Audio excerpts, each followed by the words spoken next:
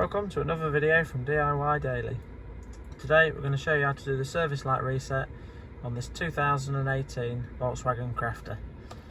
Just to put that back on, you can just see we've got the oil service warning there, 300 miles to go. All you need to do is press and hold the 0 button there and turn the ignition on, just to the second stage with the lights on. We'll do that quick now.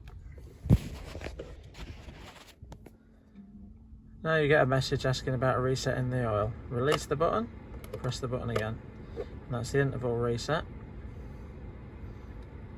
And you've still got the oil service warning there again. So if you just do it, turn it off again, back on, and then as soon as you get the oil running, then release the button.